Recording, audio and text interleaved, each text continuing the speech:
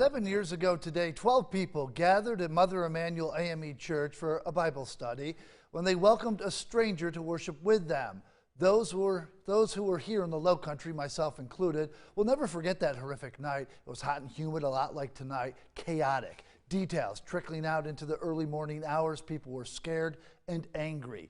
We would eventually learn 9 people lost their lives that night, murdered by one man who wanted to start a race war.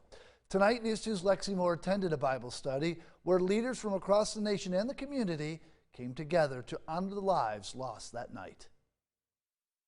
Only 3 of the 12 people left the church that night. The gunman killed 9 people. As the Low Country and the nation continue to grieve the act of senseless violence, leaders held the first national Bible study to commemorate their lives.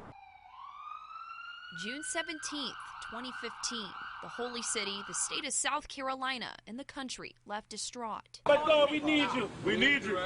Come now, God. Come now. Not in the morning. We need you to come now. We need you, Lord. Speak to us now, God. Yeah. Worshippers gathered at historic Emanuel AME Church for Bible study. Just after 8 p.m., a shooter walked into the church, sitting in the prayer meeting for an hour before opening fire. This evening, we received a call of a shooting that had occurred. Faith groups from across the country came together and participated in a Bible study. Reading through Mark chapter 4, the scripture worshipers were studying the night of the shooting, hoping to inspire change and peace in a country still plagued by gun violence. Preach from that parable that was first delivered in this place that brought death and martyrdom, but it has the capacity, if God is still speaking through it, to bring new life to this nation. If we work hard, we can come together and we could really begin to transform all of our communities. United States Senator Tim Scott and United States Representative Jim Clyburn put aside partisanship, echoing the call to come together. What soil are you, or what soil am I? My question is, in what part of the journey are we on?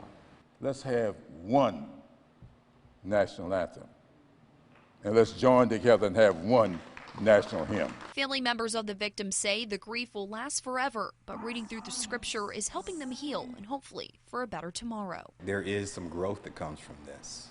There is something that will come. Like, trauma in and of itself does not have to be a demoralizing thing, all right?